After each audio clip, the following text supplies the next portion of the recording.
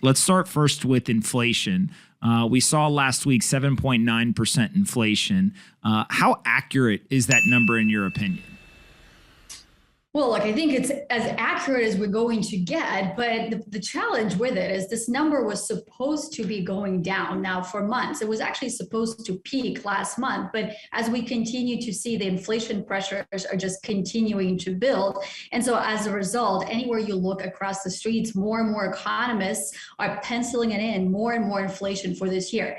Now, at the end of this year, the forecast was supposed to subside for inflation to 3, maybe 3.5%.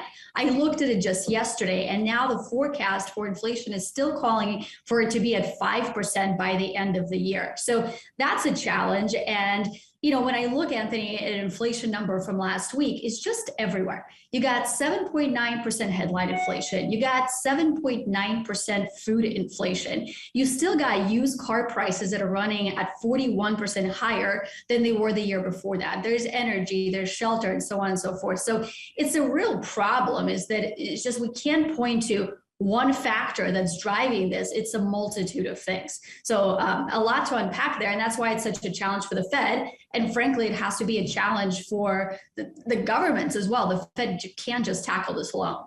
Yeah, I think it's a great point. One of the themes that we've talked about a lot over the last 6-8 months is just if you don't have good data, you can't make good decisions, right? Just inherently, if you're looking at bad data or flawed data, you're going to lead to bad decision making.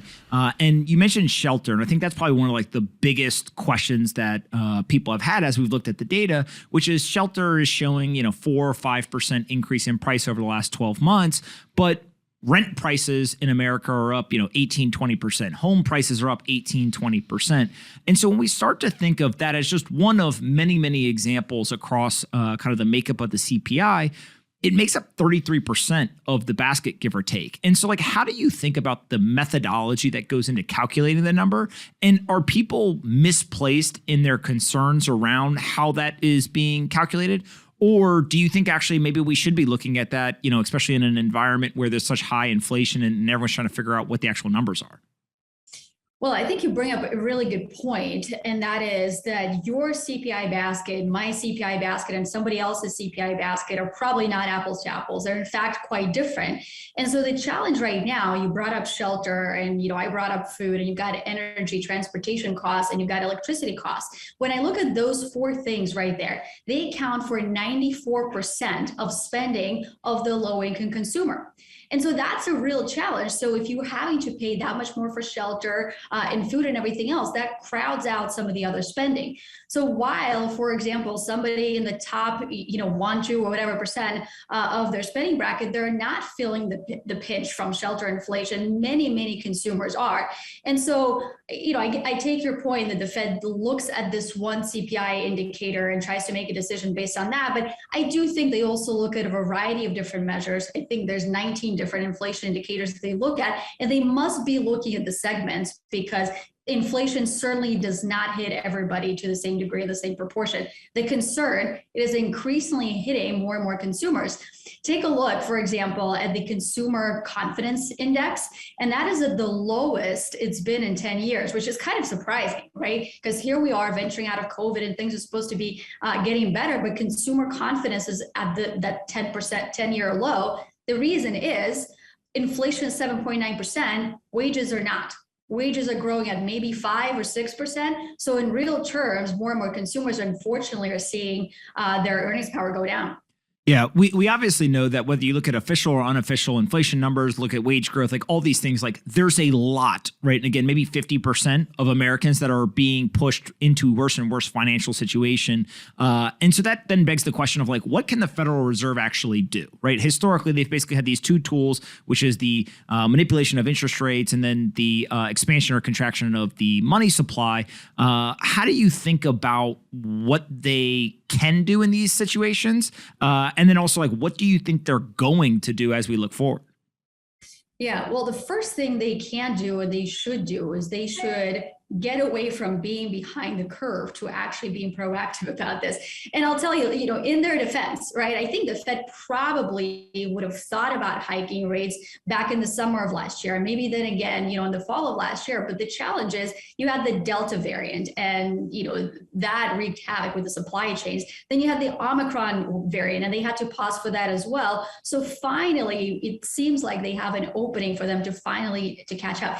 If you think about what's happened is you still have rates that are pegged at zero, inflation at 7.9%, but the economy had essentially a 2 months recession. It was a very deep recession back in 2020, but we're well past that. So this is why I say that's why the Fed needs to get back from being behind the curve, because if you look at a 30, 40-year chart of monetary policy, where we are today, and inflation, there's never been such a big divergence. So they know this, and this is why in the face of tighter financial conditions globally and the tragic war in Russia and Ukraine, they're still saying they're going to hike rates this week, at the meeting this week. I think they're probably going to pencil in 6 rate hikes for the rest of the year as well. The reason why they probably have the latitude to do that is because that's what the markets expect. That's what's currently priced into the market. So that wouldn't be too shocking. And then we get them, I think, a good step forward in order to not be behind the curve. So if they do that, we're going to be looking at the Fed funds rate of 1.8%, give or take, by the end of the year, and we'll likely get to 2.25% next year. So that's what they're going to do. Does it fight inflation? Does it stop inflation in its tracks? I don't think that does by itself. What I suspect happens over the course of the next few months to a year is monetary policy is going to get more restrictive, and at the same time, commodity prices are still likely to stay elevated. And that negative, wage pressure is going to start to build. So I do think we're going to see some demand destruction, unfortunately, come in sectors of housing, for example, and some of the other cyclical parts of the economy. So the Fed is going to tighten, demand is going to slow down a little bit, and that's why more and more people now are worried about if a growth slowdown and or a recession is on the horizon. So one of the big things that people keep asking is, do we have to pick our poison? Is this a have inflation or raise rates to address inflation and get a recession? Like, is that the framework or the trade-off decision? Or do you evaluate it some other way? Could we have a recession and inflation at the same time? Could we actually not have a recession and no inflation? Like, how do you evaluate what the impact of a hiking of rates actually ends up being? Yeah, I think the unfortunate part is in the next few months, we're going to be in this challenging time period where the Fed is going to be hiking interest rates into a slowdown. And I'm not saying that a recession is imminent and we're going to plunge right into it. But if you look at historically when the Fed typically raised interest rates is when the economy was strong and potentially getting stronger. But because they haven't done it this time around, they're now going to be hiking into a global growth slowdown. So we look at a variety of different growth indicators. But for example, you look at the manufacturing indices, and the manufacturing activity has already peaked late last year and is slowing down. And that's a phenomenon globally. You've got the housing market that's already slowing down as well. And that's what the Fed is hiking into. So again, it's not that we go from, low unemployment rate to 5 or 6% overnight. And it's not that we have negative sequential GDP growth, but it's just that growth sequentially is going to be slower as the Fed hikes rates. And hopefully eventually they get inflation under control, perhaps by the end of the year.